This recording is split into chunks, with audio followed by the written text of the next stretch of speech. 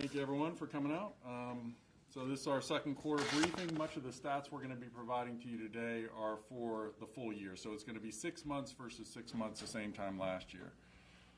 But some of the things we'll be giving updates specifically on some of the operations we've got, which will be more current with our current date.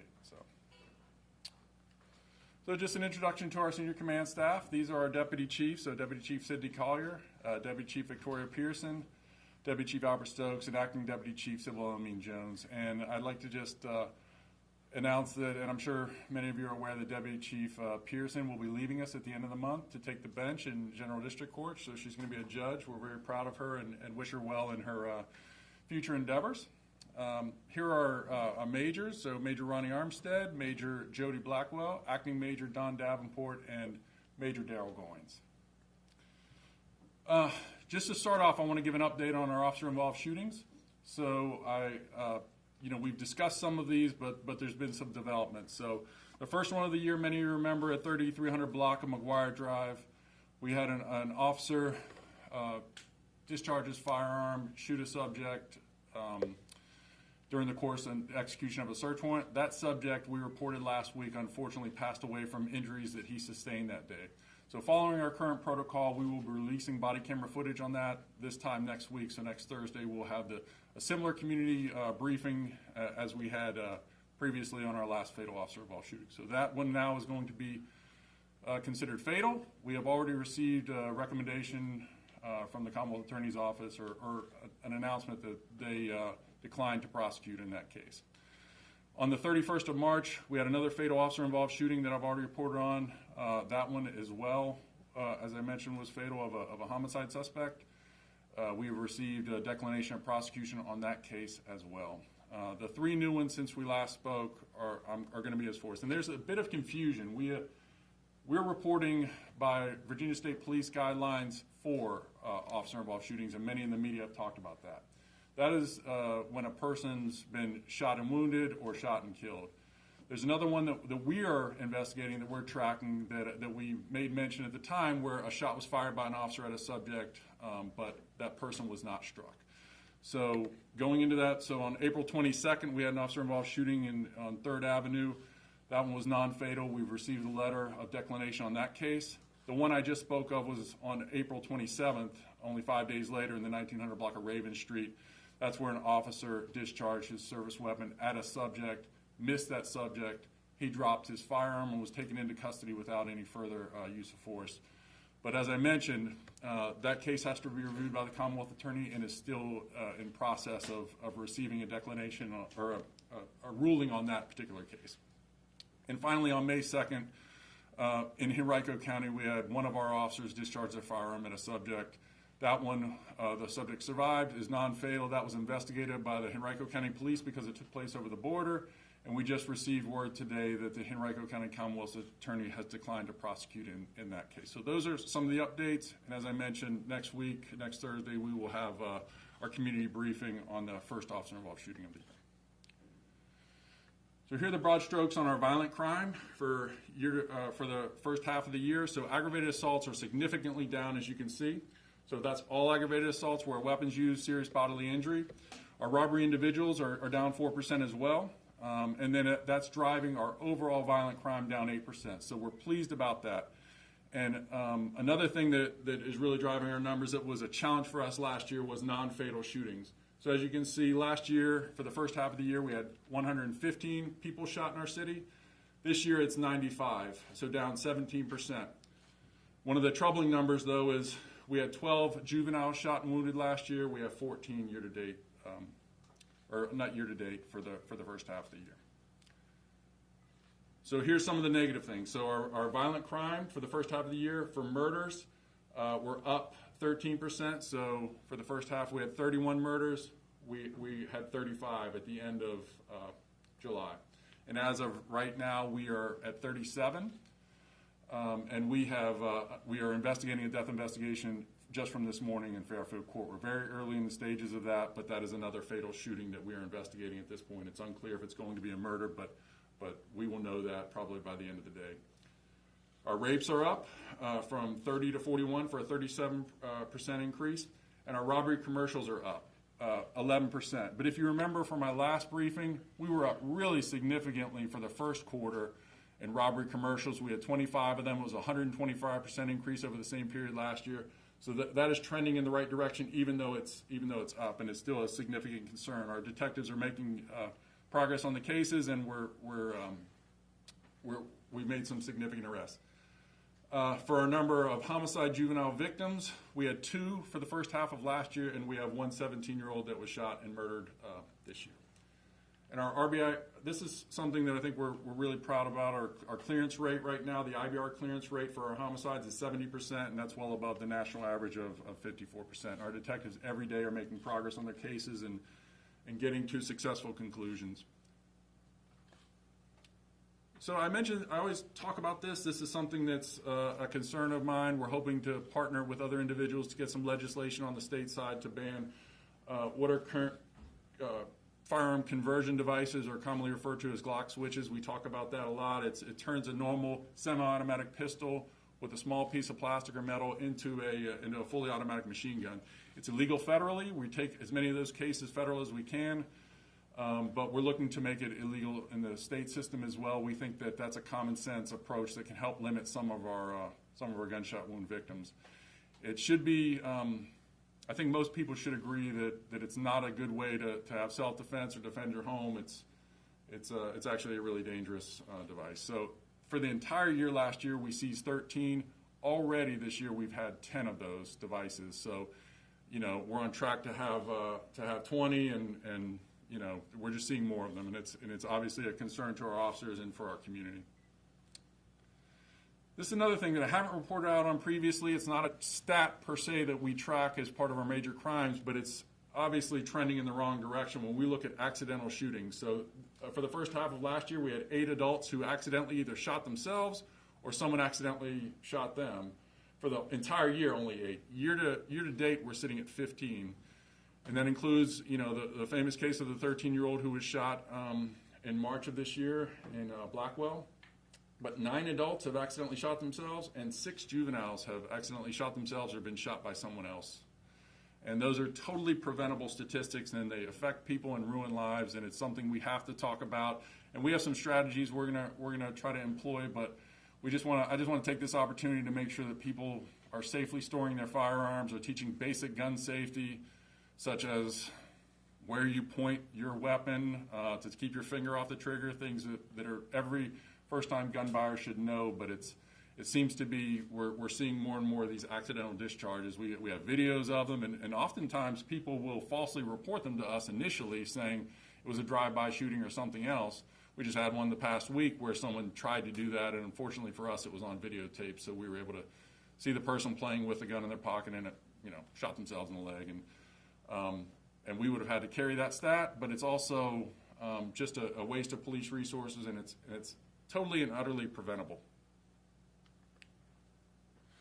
And here's a synopsis of our property crime. On the left side of the screen, you'll see the good things. We're way down in arson. We're down significantly in our burglary total, so that's all of our burglaries, from the residential to the outbuildings and to our commercials. And theft from motor vehicle parts and accessories, and that is almost exclusively a challenge we have with catalytic converters.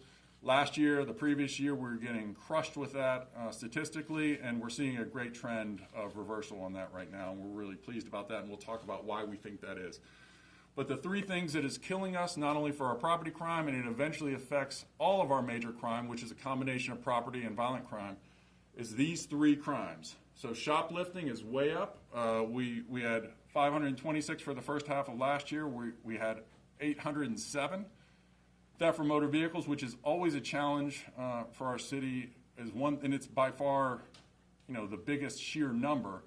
That's 1,085 versus 1,317 for a 21% increase. And motor vehicle theft, and we're going to talk about each one of these crimes, what we're doing about it, and the trends we're actually seeing. But motor vehicle thefts are way over, and we'll explain why we think that is. But it's driving, for the first half of the year, we're up in major crime 7%, and property crime is 9%.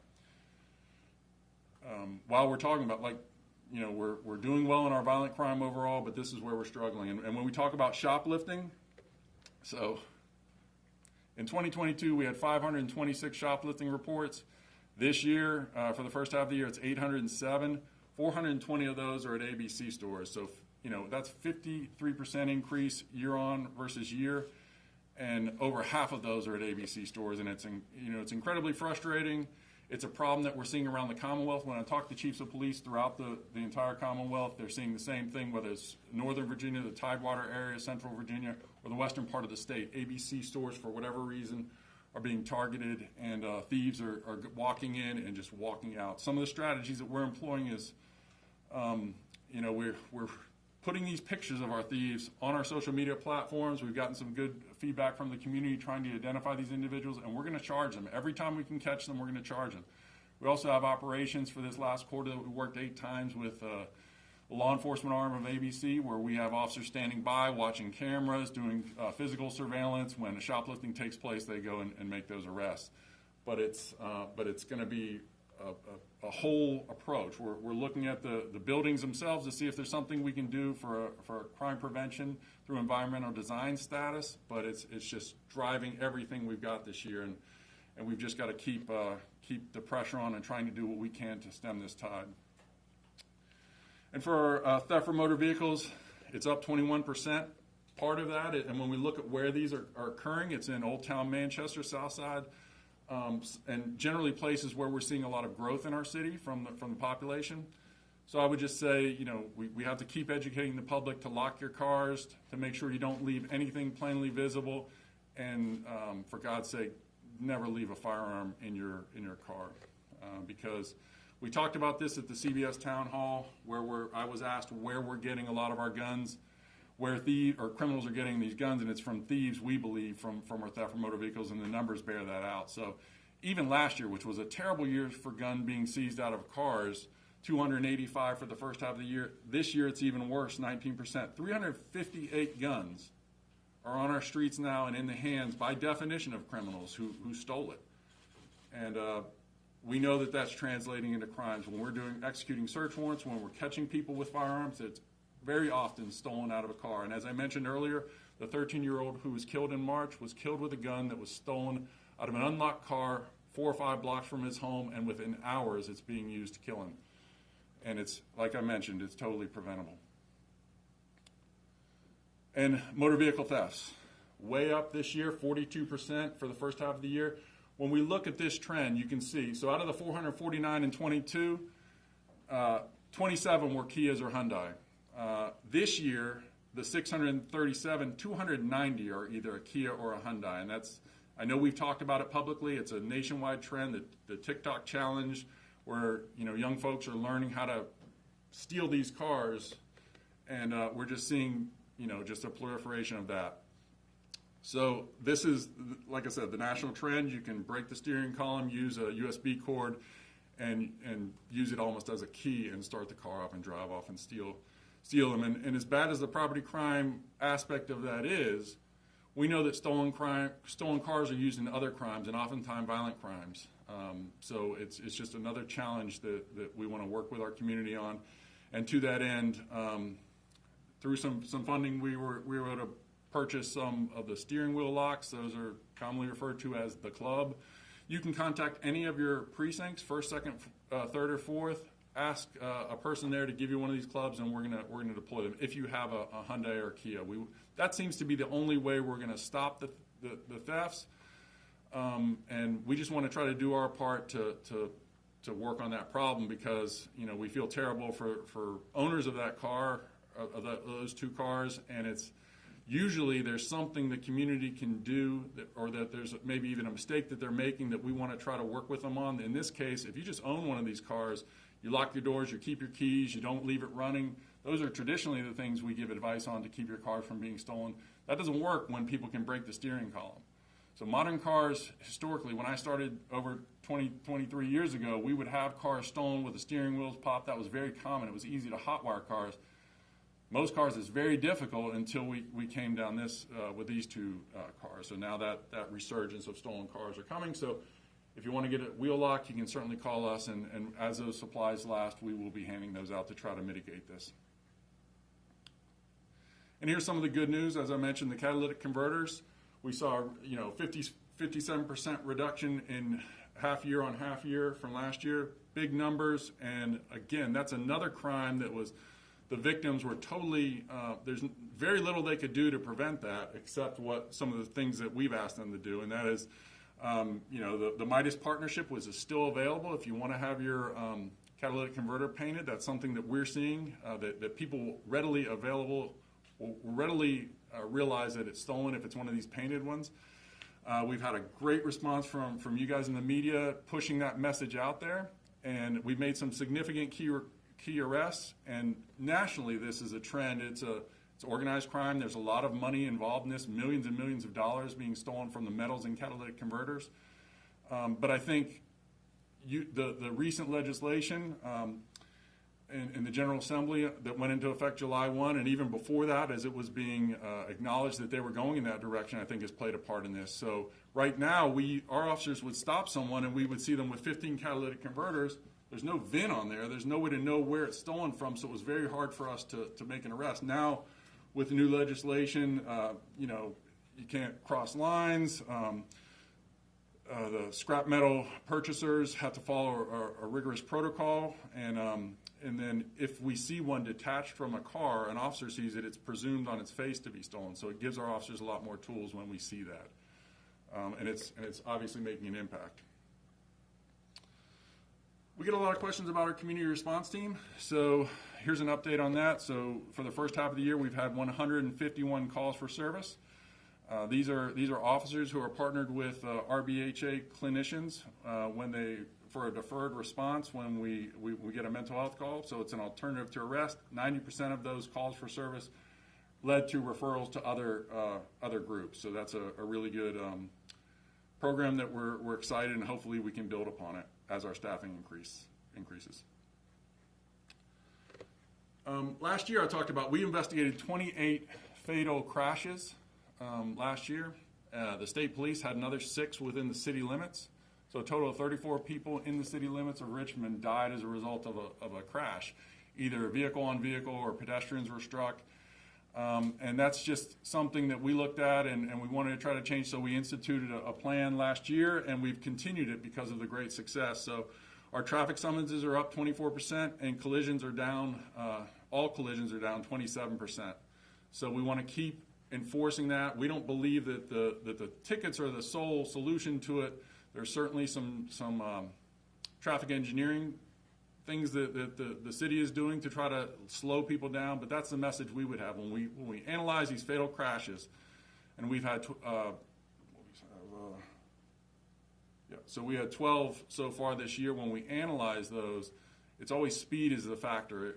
I think in years past we always had a lot of DUIs. I think the message is we're still seeing some of that, but the majority are just speed and inattention. So we need our drivers to slow down when you're driving in the city, and just understand that it's, I don't think to those families that have lost loved ones to these crashes, it's very similar to losing someone to gun violence. It just doesn't get the attention, but that person is still missing and still gone from the dinner table, and still families and sons and daughters and mothers and fathers are dead from the same sudden actions that gun violence occurs. It just doesn't get the attention, but it's obviously something that we're very concerned about and taking steps to address. Operation Safe Summer. So on June 10th, we started the process. That's a partnership with the Virginia State Police and 4 of our federal partners, U.S. Marshals, FBI, DEA, and the Bureau of Alcohol, Tobacco, Firearms, and Explosives. Here are the most recent stats from the 17th. So 68 felony arrests, 50 misdemeanor arrests, 76 warrants served, and 71 firearms taken off our street by this unit. And also part of Operation Safe Summer, it's not just the enforcement angle of it.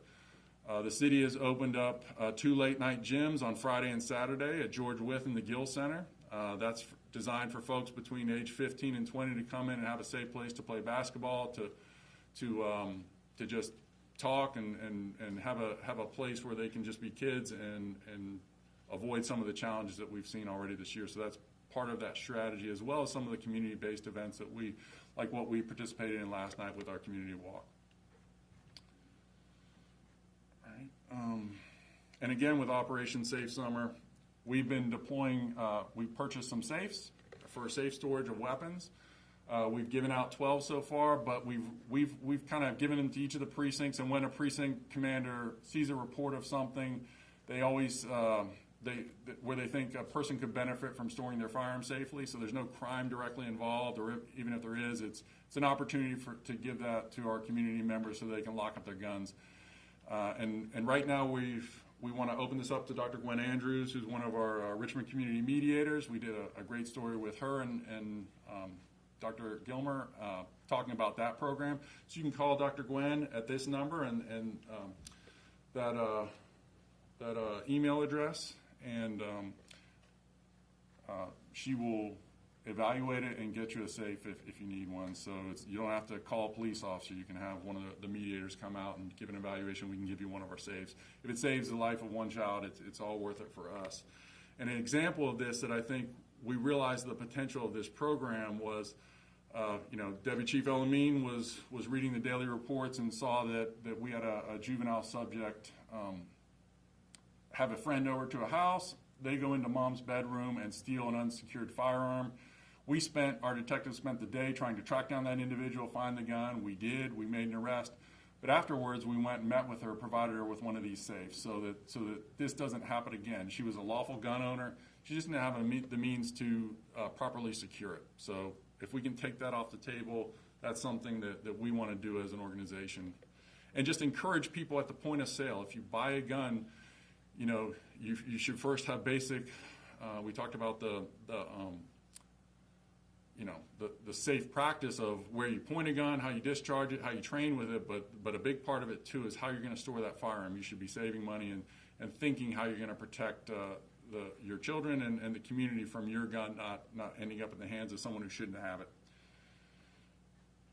I mentioned this last time. We were starting the ICAP program. We have over 200 of our officers have already been through this. This is scenario-based training for officers who are encountering a subject with a weapon that is not a firearm. So edged weapons, in this scenario picture we're showing, it's a subject with a bat. And it's based upon a model from the UK police where they don't obviously have firearms, so they have to think outside the box, utilizing communications and tactics on how they can avoid using deadly force. So whether that's with contact and cover, tasers, not rushing into a place if it's not really required. So really getting the officer scenario-based training so they can mitigate the risk of having to use deadly force if at all possible. So this is a practice that's nationwide in our country right now with progressive police departments, and we wanted to be a part of that. So every officer will be going through that by the end of the year through our officer survival training and use of force training. Another thing we're excited about is a training simulator that we purchased. This is a virtual reality simulator. It's called Apex Officer. We bought 4 of these devices. It's essentially a backpack with a computer on it and goggles.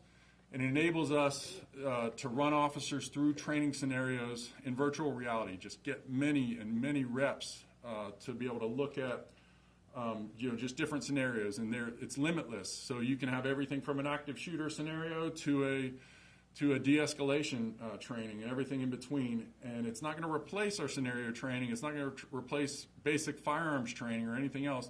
It's going to add to what we're already doing and do it in a way where it doesn't require a lot of our trainers to spend a lot of time and manpower to run our officers through this scenario training. So we want more reps, more scenarios. It's interactive and it's comprehensive from start to finish, so we're really excited about it. And we'll be running our training staff through it at the end of this month and start pushing officers through it. When we get it online, we'll certainly invite the media to come and put on the goggles. I know I want to go through it and really see how we can efficiently get more mental reps for scenario-based training for our officers. Personnel, one of the things we're really happy about is we've had a 74% increase in our applicants compared to this for the first half of the year since last year. We've hired 10 former RPD officers back this year. We have 15 part-time sworn in background, so that's something we're excited about. Hopefully within a few weeks we'll get those officers back. Our current academy class is set to graduate August 10th, and then shortly after that we're going to start another one. So we're really excited about building back our numbers. We can have the best tactics and best training and best plans for our crime prevention and everything else, but we still need that manpower, and we're still building our agency back. So that's something we're excited about, but we want to just keep pushing forward on that. And just a heads up, August 1st, National Night Out. All the neighborhoods are invited to get outdoors and come do it in a safe environment. We'll be hitting those. We have a couple buses we'll be riding around the city in and going to as many of those venues as possible. It's just a great, and then if there's any groups that would like to register with us, you can do so at rva.gov/police. All right, we're doing the second phase of our gun buyback. That's going to be Saturday, August 12th from 7 a.m. to 11 a.m. at Liberation Church, 5501 Midlothian Turnpike. Couple things that are going to be a bit different from last year. We're going to limit it to City of Richmond residents. We want functioning guns only. You have to be 18 or over. That was always there. And it's up to $250 for gift cards. So we want, we understand that this program is not a panacea. It doesn't fix everything. It's simply one piece of our crime and gun violence prevention tactics. So it was very well attended last year. We're hoping for similar results this year. And public safety through community engagement. We just want to, since we're here, next week, July 27th, we'll be having our monthly pop-up at the Boys and Girls Club, 1830 Creighton. Everyone's invited, and it'll be from 5 p.m. to about 7 p.m. We've had great results on that so far this year, and last year it was very popular as well. And again, our community walks, these were the ones we had this previous quarter, so April 19th, May 17th, and June 28th was in Union Hill. We just had Brookside Apartment last night where I almost dropped a puppy apparently. That would have been really bad. It was on the cover of the news and Richmond Times-Dispatch, and it was right as the dog was getting ready to jump out of my hands, and thankfully I caught it. That would have not been good for my first day. But August 23rd and September 20th, we'll get through those addresses, but those are the dates we're going to do that. All right, that's what I have. Happy to answer some questions. Yeah, Chief, with some of the safety incidents and shootings involving schools this year, what are you doing to collaborate to kind of identify situations that could potentially turn violent?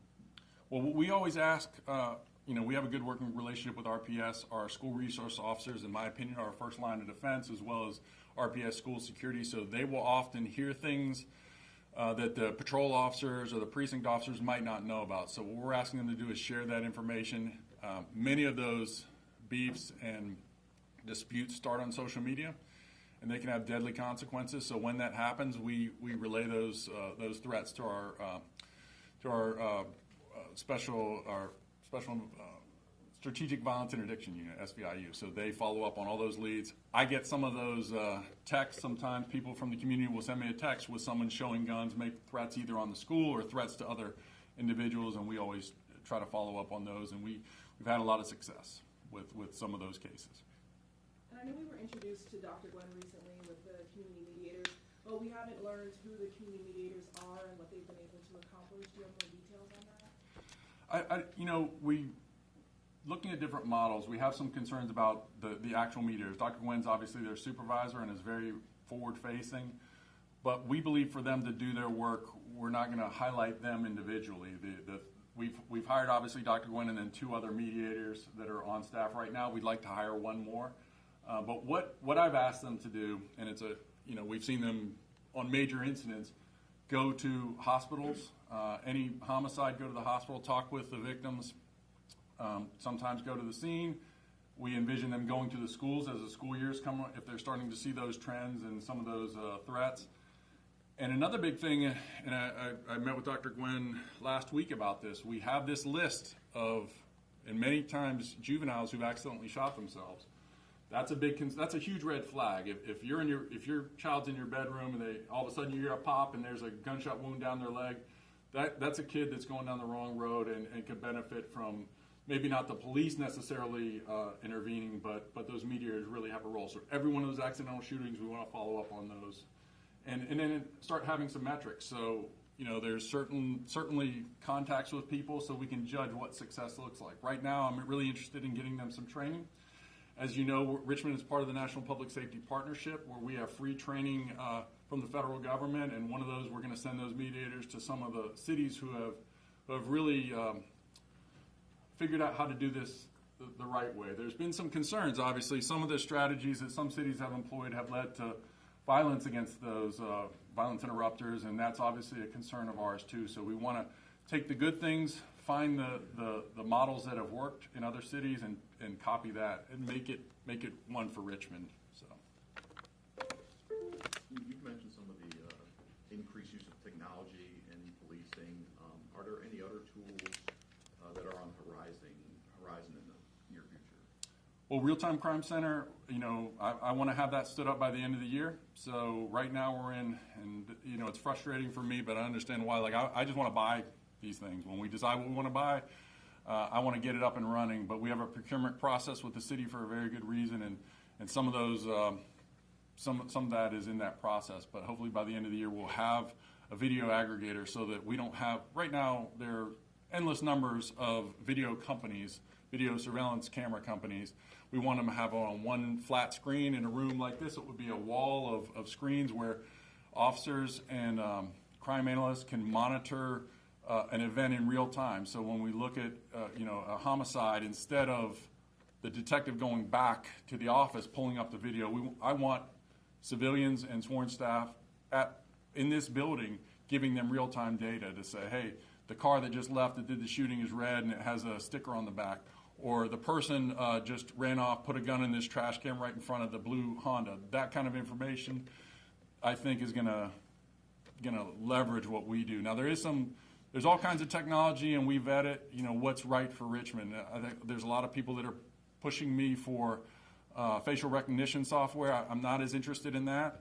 But something I am interested in, the second phase, is gunshot detection. We see how that can work and how it can give officers real-time information, so commonly referred to as ShotSpotter, but there's other vendors.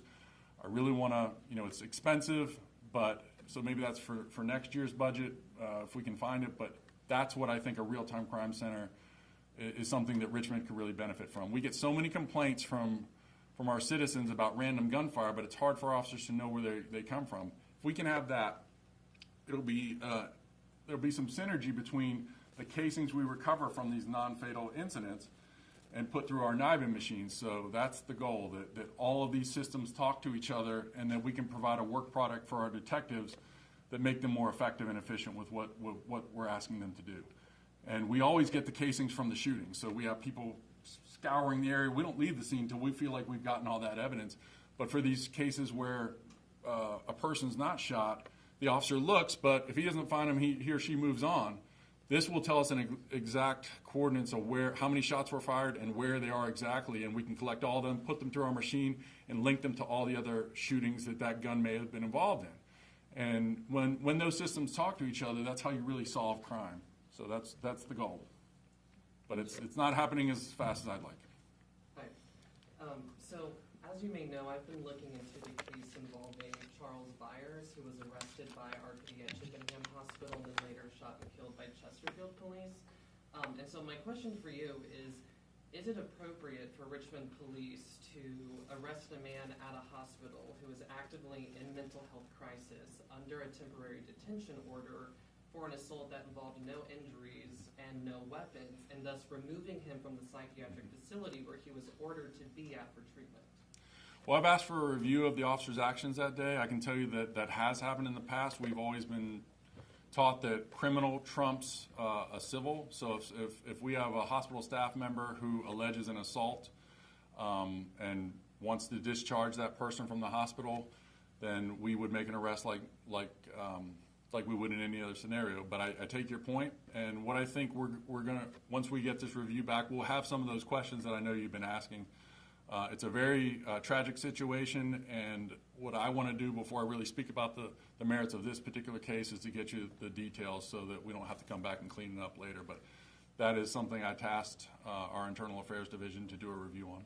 And is that the case with this incident? Is that the hospital did want him discharged and wanted the police to respond? Well, that's one scenario. What I will confirm, once we narrow that down, I'll confirm that for you.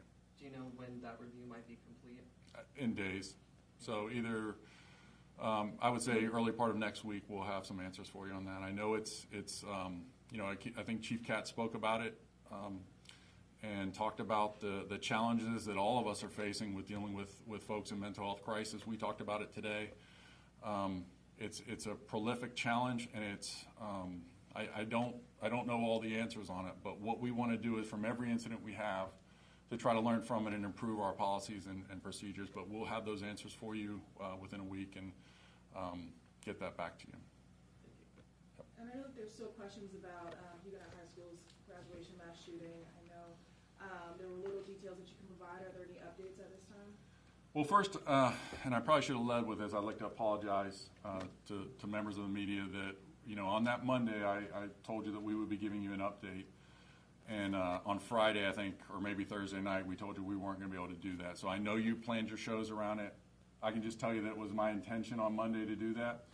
With information our detectives learned on some of the details, I became concerned about releasing it. I had a conversation with Commonwealth's Attorney Colette McKeachin. After my conversation with her, she felt it could possibly jeopardize the case. So I know so what we did is I reviewed with her what I was able to release as far as some of the questions we had gotten. So what I was able to release at that time in the pre-planned video that I pushed out is what I can say about it at this time. So I know there's a lot of questions. What I will say about that case is that what we owe our community and what we owe the families of those who are involved is the truth about what happened. And that truth is going to come out in John Marshall Court Building. As far as the traffic deaths that you were talking about earlier, you were talking about speed being a factor. Are there any plans at this point, whether it's speed enforcement or cameras or infrastructure, for addressing this role that speed's playing? Yes. So we still have that plan in place where we have our Special Operations Division in partnership with our 4 precincts of enforcing traffic-related speeding events in our high-injury network. The top 5 of those in each of the 4 precincts, as well as the top 5 complaints from our citizens that we've received directly and often from city council members. When they tell us this is a speed complaint, that's where we're focusing on it. So like I said, our summonses are way up, and I can just tell you that in 2021 when I ran the numbers, we were significantly down on our traffic stops, and there's probably a lot of reasons for that. Part of it was our staffing difference from the previous years, but part of it also was, officers weren't comfortable making those traffic stops and doing that proactive policing that sometimes we need them to do. I don't think that writing a bunch of tickets is the only solution, but it has to be part of that process. Some of the other things that we're working on is red light camera enforcement, speed camera enforcement. There will be, we're in the process of going through both of those programs. We think that can help be a part of the puzzle, but I think it all works if our drivers in our city just understand that you're in an urban environment and to please slow down. And I know Operation Safe Summer is set to end in September, but obviously crime happens year-round. Yep. Is there another initiative that you all are working on to specifically target the youth after that date? Well, I wouldn't use the term target the youth. We don't use that. Yeah. But we're always looking for ways to partner with other agencies. So once just like our traffic plan, we had a set deadline for that. When it ended, we realized we need to keep it going. It's being really successful, so we'll evaluate that as the end. I just know that, like the Richmond Police Department, Virginia State Police is suffering from staffing shortages. We really thank them for partnering with us in this because they have other challenges, but they agreed to come in and help us with our violent crime issue, like the state police has always done for us. So we'll evaluate that at the end, but I think it's being really successful right now. It's hard for us to determine what we've actually stopped, but we know if we're seeing some of these videos where people are threatening each other online and our detectives go out there with their trooper partners and stop that person and find that specific gun and make that arrest, that who knows what we stopped. So I think every time we're able to do that, we can count that as a win. I know you said you were down overall in violent crime, but you said you're still struggling in property crime, Yes. major crime. What are some things now you want to prioritize to kind of turn that around as well? Well, again, it's the three. It's the three big, it's not all property crime. It's shoplifting, and that's a real challenge for us because we can't have officers sitting at every ABC store or every retail store deterring shoplifters. We have to be strategic with it. We have to leverage the technology by putting their faces on our social media platforms, by partnering with ABC. When it comes to theft from motor vehicles, again, we would just reiterate, we're asking folks to just lock their doors. While some windows are smashed, the majority are still people just walk, and we see this in the videos. We just see groups of individuals walking through neighborhoods pulling on door handles. And when I first saw the amount of guns that we were having reported stolen out of cars, I was convinced, those guys back there will tell you, that I had this theory that it was all straw purchasers and the people are lying about it. Because it's, I can't fathom being a gun owner and leaving it on the seat of the car in plain view in an unlocked car. That sounds insane to me. Until we started getting the videos. And our detectives are coming back and say, yes, some of that are straw purchasers, and they're just lying on their reports.